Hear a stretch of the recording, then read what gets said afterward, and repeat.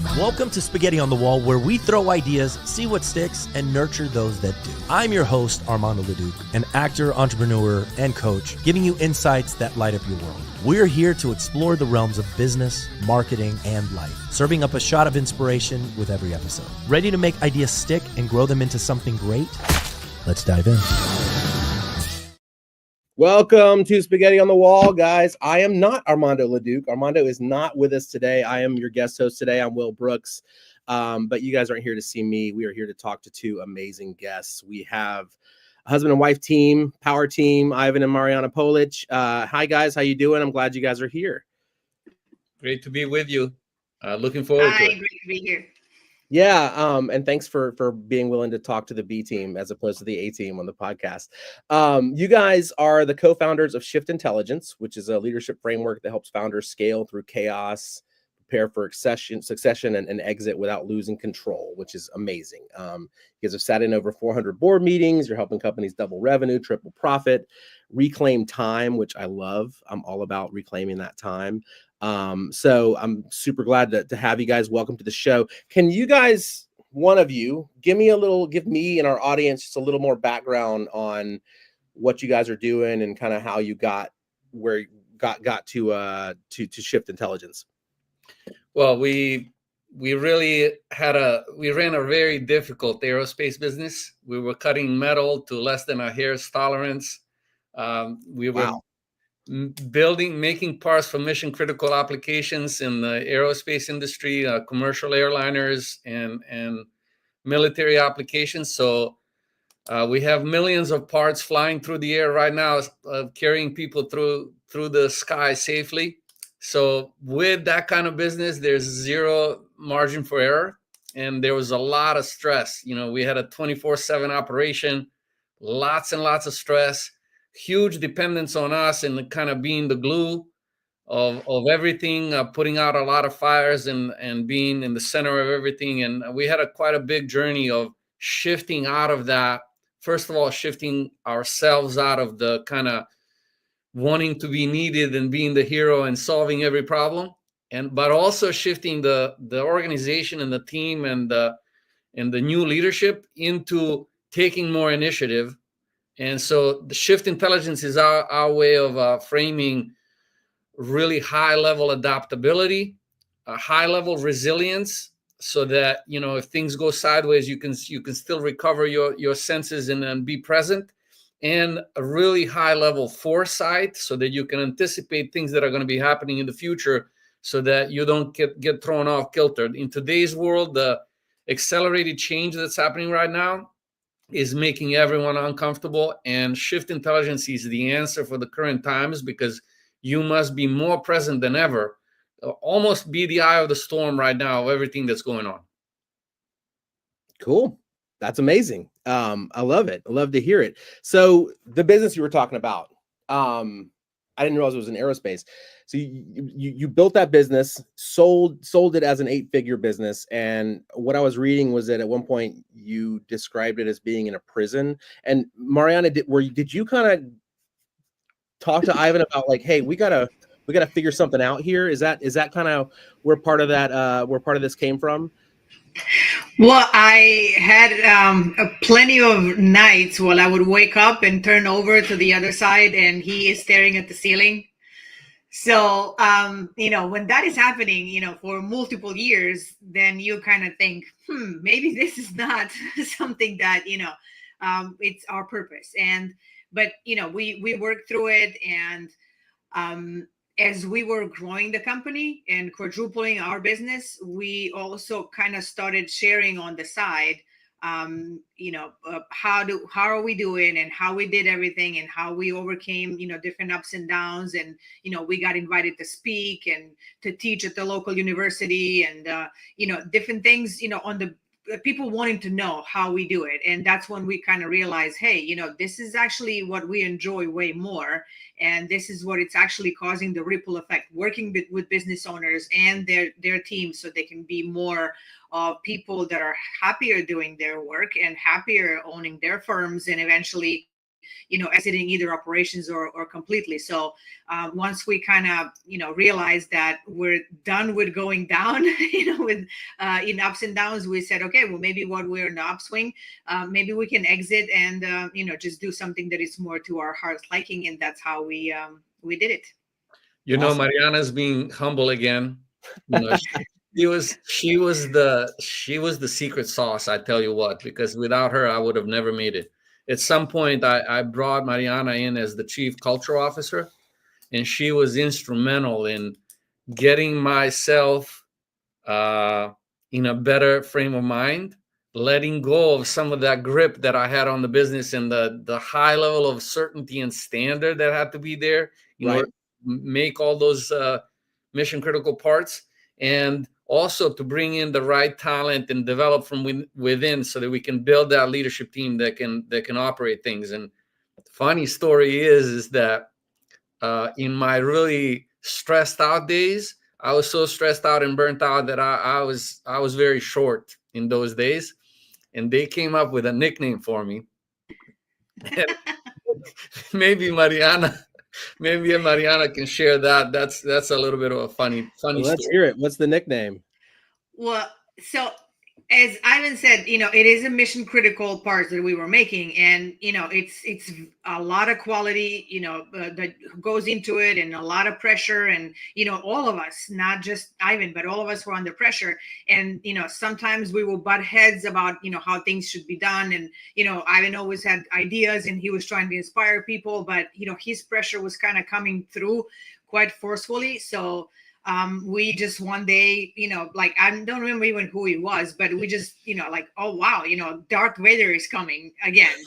So for all the fans of Star Wars, which looks like you are, we like immediately click with everyone. So we kind of called him secretly that. But then one day when he really pushed it over the edge, I actually told him, I was like, how we call you around here? He's like, no.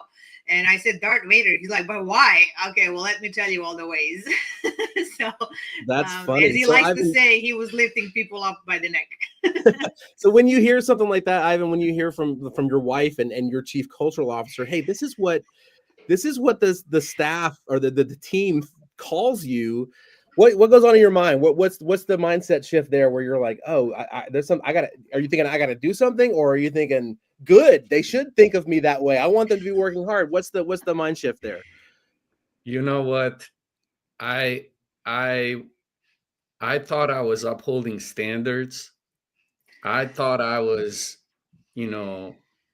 following a vision. I thought I was doing the right thing. I was convinced that I was doing the right thing, that I was the reminder, the warning. I was all of those things. But I think my own stress was bleeding into and over into the team in a not so good way. I think I was just going overboard with all those things I was really focused on, because we needed to be focused on it. And I tell you what, when she said it, I laughed. But then as soon as I was walking, she told me I laughed. I cracked up laughing. But then as I kept walking, I was like, could it really be? This is not who I am. I mean, am I doing this? And then flashbacks of people kind of like talking and then quieting down when I come, and flashbacks of people's looks on their faces and all of these things. And I was like, wow, I have really allowed this to go too far. And then from that moment on, it was kind of like a light got turned on, and I was starting to observe my interactions. And my primary focus from then on was, how do I decrease the pressure and the stress inside of my conversations, and not only inside my conversations, in the entire organization? How do I decrease pressure and stress in the building? And that was a huge turning point for our business, because people started to feel more included, more welcome, and more safe.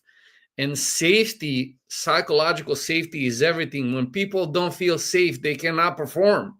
100%. And because of that, because of the nickname. It was a very big turning point for us. Okay. So you guys, you sold that business. You step back from the day to day. What does that feel like, stepping back from that, and how much of a struggle was that, and how did you? What were some of the things you guys did to kind of shift that identity? Well, it was interesting because we thought, okay, great. Now we're done with that. We're just going to hit the ground running and we're going to go fully into advising. We already had some clients and, it's going to be great. But then there was, like the underlying feeling of, yeah, something was missing, or there were some burdens or, different things that we were feeling were not allowing us to fully sprint forward. And then that's when we realized that we needed a healing period, from exiting, also addressing some old patterns. You run a business of one kind in one way. There's a different things that you're showing up, not just as you running your own business, but you're helping other people run their businesses too. So we actually took a sabbatical, several months. I think it was about 6-7 months sabbatical. And because we're different people, we did it differently. For me, my sabbatical was different than Ivan's, but I think you're going to find Ivan's sabbatical way more interesting. So, because it involves silence. What was your sabbatical first, Mariana? What did you do for your break? Well, for my break, I was just kind of, like exercising more, watching TV, kind of taking it slowly, a little bit of travel. We went to Mexico for Modern Elder Academy, Chip Conley. So that was the nice one. And so that was kind of for me. I just needed to kind of do it like a girly type of relaxing thing. And Ivan, you silence? Did you go on a silence retreat? Did you go on a yurt and not talk for months? What did you do? I did silence for extended periods of time, 10 days, 7 days, 10 days, 7 days. I would go and come back and go and come back. I felt like I needed to unwind in a big way. In that first 2 years, I probably was in silence for 6 months. So it was a very deep process, kind of like what would you like to do next kind of thing, and what is worthy of your time and focus and energy in this next chapter. And that's kind of what it is. And Shift Intelligence came out of that kind of soul searching and deep work. You asked the question, how was the transition? When we were starting to build the team and capacity to actually handle everything, it took a while. We had a war room meeting every morning at 9 a.m. All the leads from all departments, 15 people, everyone would go around the room. Those meetings used to be really, really long at first, and they were really kind of not good. People were not good with coming and face to facing, and we got machines running. What do you mean we're going to talk? I mean, it was a production environment, and we felt like we needed everyone to up level, and the only one to up level, we got to invest in this. And so uncomfortable things, people not knowing what to say, people not being comfortable saying it, people, all these things gradually started integrating. There was a lot of teachable moments in the room. We got to be able to share with everyone. Other people got to learn about other parts of the business and where the connectivity was. A lot of integration, so the silos were breaking down, and it gradually got better and better. We used to facilitate all of those meetings, and then we started handing off facilitation, and people grew through that, and it was amazing. And then it was critical for me to not be there at some point. First I facilitate, then they facilitate, I'm present, then they facilitate, I'm not present. So I had to do strategic absence, kind of building a leadership vacuum so that more people can step up and 100%. Fill that. Very, very critical, where I purposely stayed away for extended periods of time, and eventually I was working only a week, and I would be sitting there on a Wednesday. Say that again, Ivan. How often were you working? 2 hours a week. Okay. So I would be home on a Wednesday, and I want to tell you a little bit about the inner kind of demons I had to conquer. I would be home at Wednesday and reading a book or having a conversation, or reviewing the report that the guy sent me or whatever, and I would get this voice coming through my head saying, "What kind of man are you? Like, what kind of man stays home on a Wednesday, like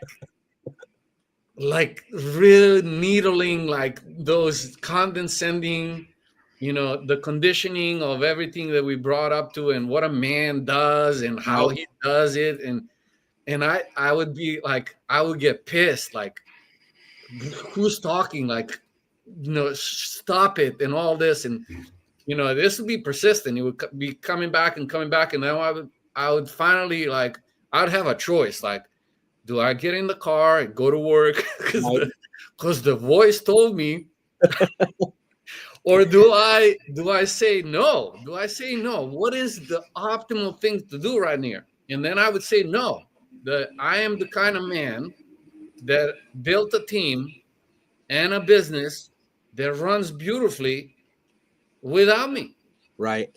And the more I would go over there, the more I would actually reduce their ability to lead, because my kind of center of gravity in that business was very, very big. So the more I could open up that space, the better it was for the group. And so I put up with my voice, but for the benefit of the organization. That's awesome. I love it. I think we all have those voices from time to time telling us to do something that maybe is not the best idea. For sure. That's amazing. 2 hours a week. That's ideal. I think as a business owner and a CEO, if you can get to that point.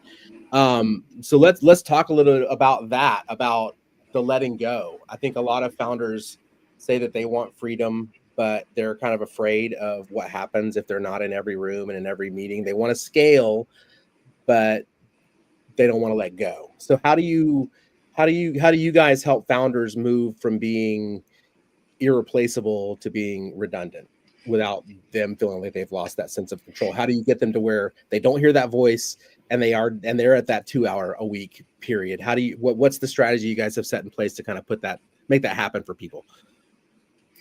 Well, it's actually a very slow process if you think of it, because if you were to go to a business owner and you tell them your business, no matter how true it is, your business is over dependent on you. You cannot be, if you want this to grow, you cannot be in every meeting. You cannot control people. You have to let go. They're going to send you to hell immediately, because they built their business based, in their image, if you will. They feel like they need to control it in order for that to keep growing and sustain and all of that. So it has to be a very slow process of chipping away and proving them that, yes, the things that they set in place can go without them, that yes, they can trust the team. And there's a lot of the one step forward, 2 step forward, 1 step back, right? Because the team is not ready usually to lead immediately, no matter how much they want to and how big their potential is. Not immediately lead as though they're not, because they don't have the trust from the owner, but they also don't have enough confidence that he or she will not get in and just kind of take over immediately. So in how I see it, it takes it's slow and consistent in order for the business owner to realize that the business can go on without them being there all the time. What I would like to add to that is that we usually start in reverse order. Mm-hmm. Wherever the highest genius of the founder is, we leave that last part. So if they're not really in the administration side, we start there. If they don't do sales, we then beef out the sales department amazing so that it's consistent. So whatever they're not, where their hand is not, we start there. So I guess they that's can the still easiest thing for them to let go, right? Yes. So whatever is the easiest for them to let go, what they're not into, what they're not good at, if they're a marketing genius, we leave marketing last. Whatever their genius is, we leave that last. So we build out all the other part. If they're into finance, we don't touch it. So, but if they're not into finance, we really make a solid financial structure and a team that handles things. So then we start building in one thing at a time, and they are starting to feel, oh wow, they're, golly, I love to let that one go. And so they participate in a good way, and then gradually we build momentum. And maybe a good moment to share a case study here for do it. one of our clients. His name was Daniel. He was working 80 hours a week, and he brought us in. He was running a consulting business, and he brought us in because his number two was becoming toxic, and he was literally one by one person were quitting because he was just he turned toxic and he was impossible to work with. And he brought us in to see how do we extract him without a lawsuit, and how do we extract him with actually ruining the whole organization and the reputation of the business. So we came in, and it was a very slow process. It took a few months because we had to do it carefully. And by the time we were done successfully with that project, the team was decimated.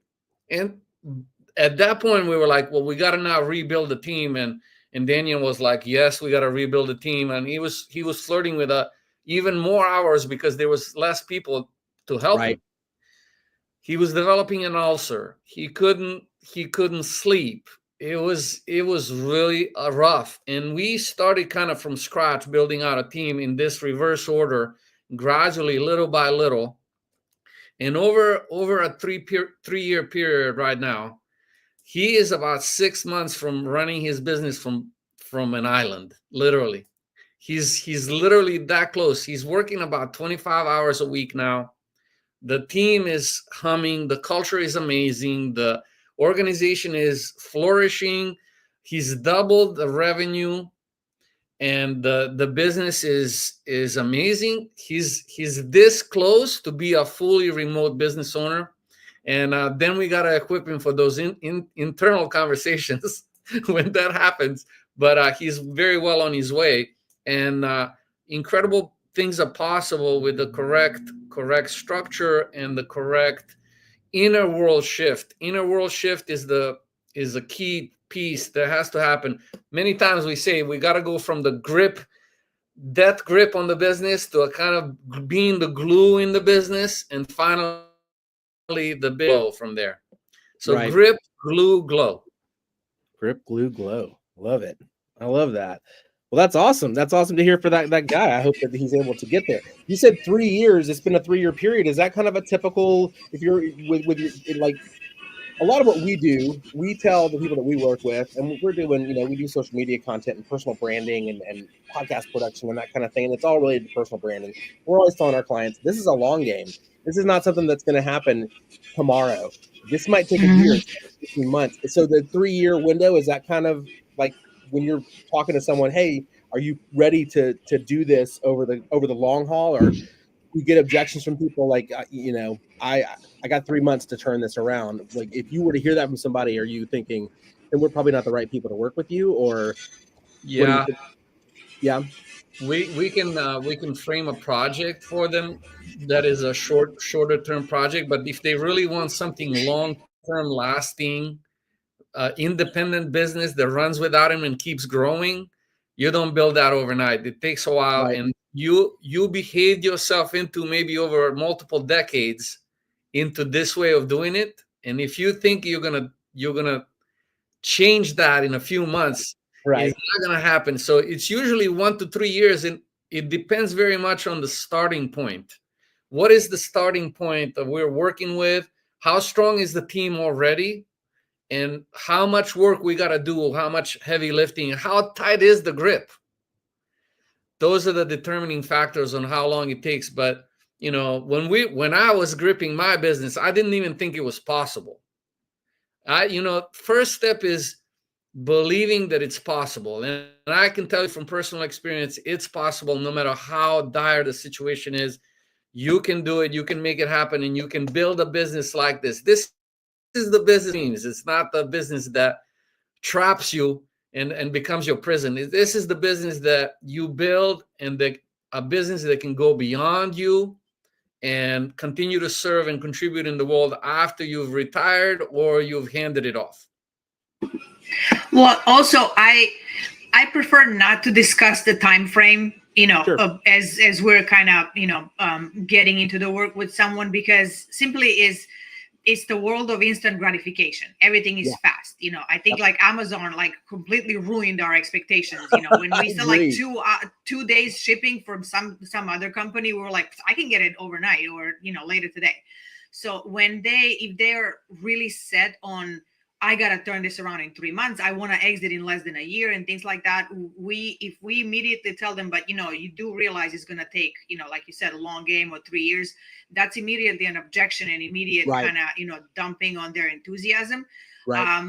On the other hand, you do have guys who immediately say, I do realize that this is not going to be an overnight process. So for people who understand the time frame, we're definitely with them on that, and we kind of discuss how we'll go along. But for people who want to usually do it very fast, we just, as Ivan said, well, yeah, okay, great, I love that you have that goal. Let's see what is the first project that is going to keep the like get the ball rolling, one domino that is going to help others fall, and then before you know it, it's already been a year and they're like, wow, but they're already on the upswing. So the timing at that after a while, it's not even an issue anymore. Cool. That's great. Love that. Let's talk a little bit about, so we're talking about, the transitioning and maybe exiting. Let's talk a little bit about legacy and like your post-exit purpose. I think I saw that one of you said that an exit isn't the end. It's just the beginning of a bigger shift. And I love that idea. So what's the shift that you're talking about, and how do founders and owners prepare for what comes after the exit? Many times, not having clarity around this is part of the reason why more gripping happens, because their identity is fused with the business, and my business is me, and my I am my business. Right. Part of the work that we do is we kind of loosen the grip of that and create a healthy distance and separation between those two things, so there's more elbow room and space. And a lot of the work that we do to make it more compelling for people to let go is discovering what is the highest purpose of creating more time and space. What would be a passion project? What would be something worth investing in your time, energy, and money? What is something that really lights you up? If you were not gripping on this business and there was a team handling it maybe better than you, what would be worth your time? What would be a thing that would really light you up? Those are the conversations that help along the process, so we can paint a picture that's really, really attractive, and that it's fulfilling, and that really supports the person to move in that direction. So for us, that was, we did some soul searching, and for us, it's really about helping as many leaders, teams, and organizations to overflow with their natural goodness that they have inside, whatever it is that they wanted to contribute. We want to unlock that for them and free them up, and avoid any structural traps that they find themselves in, or maybe mental traps, or maybe conditioning traps that they have maybe gotten themselves into. How can we free them up so that they can overflow with whatever their contribution is? And that's what we're really focusing on in this stage of our life, and Shift Intelligence is our vehicle for that. Awesome. Well, it's also generational, and I'll give you an example. The younger generations, because we're the Gen Z, obviously. So the Gen X, Gen X. Me too. So I'm a proud Gen Xer too. Well, there you go. So if you have the millennials and younger, they're kind of like, I already know what I want to do. I just want to sell this, see ya, buy. I don't even, there's no tight grip. For us, we have the purpose, and we kind of secretly know what we want to do, but we still also want to make sure that the business that we built secure the legacy, and we're kind of dabbling into what we want to do. Whereas you have the boomers that are now exiting, for one reason or another. And an example was that we worked with a couple. They are in their she's in her late 70s and he's in his early 80s, and they're Wow. still working. And they were about to sell their business, and we were helping them through some negotiation aspects of it all. And we said, we can help you actually wrap this up, and you are free to do whatever you want. And they actually chose to stay and work in the business in the transition to the new owner, because they just could not connect to anything else but to what they've been doing for 50 plus years in their business. So it all depends on, and that's perfectly fine. They don't have to go and do, not to say that they didn't have a passion project. Yes, they did, but the need to stay within the business was so much stronger, even if though they were going to stay under a new ownership. So it depends on the person. I love that. That's amazing that they're still working in there. That I guess I'm not a business owner, but I know that the gentleman that owns our business, you guys know Armando. He owns this business, and he's one of my very best friends. We've known each other for 25 years, and I know that he looks at this business as almost like a child.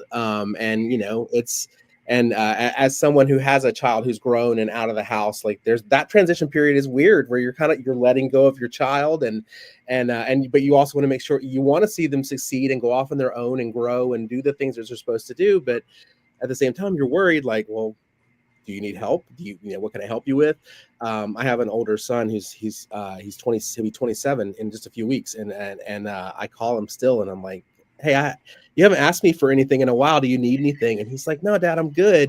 But I still want to make sure that he's good. And I guess that kind of translates into being a business owner as well. It's kind of the same deal. Yes, It's very much similar, and it's a developmental stage. Most founders don't let their kid go to college. Most founders keep the kid close by, right? Don't let him go to college, and they keep a close, tight eye on them. It's a developmental stage for founders, and unfortunately, very small minority ever actually lets go and allows the business to fly on their own, right? Because it's kind of hardwired into their nervous system. So creating that healthy distance and allowing that healthy separation is not easy. And here's a statistics I read in Forbes: 8 out of 10 businesses don't ever transfer to anyone else. They either shut down or go out of business when the owner retires. And that is a staggering statistic, because right. Wow, all of those businesses and contributions to the world, end. It's like it's over, and it's such a waste in my mind. Like, it could, many more of those could continue to serve their communities, and they don't. So it's definitely a developmental stage, and it can be done, and it's just a matter of staying focused and moving forward.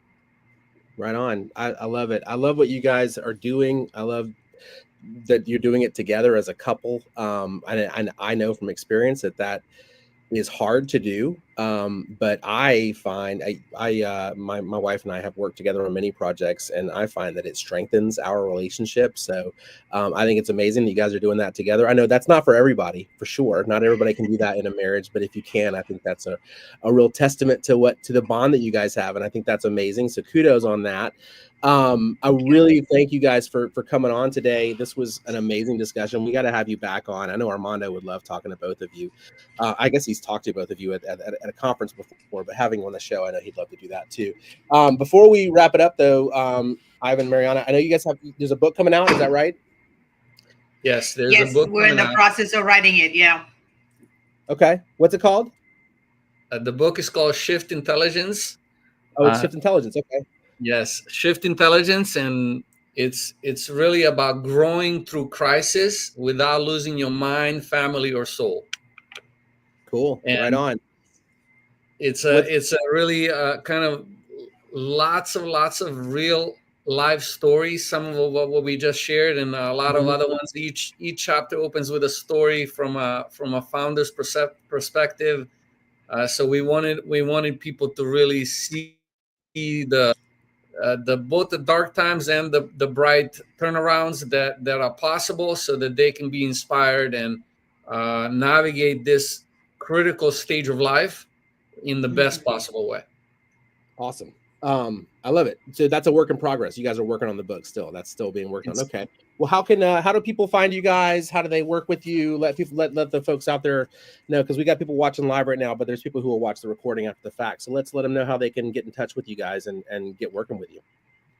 Yeah, so they can go to shiftintelligence.co and see our story and some case studies. And then also there's some goodies that they can download, kind of read through, see how it applies to their business, get some insights.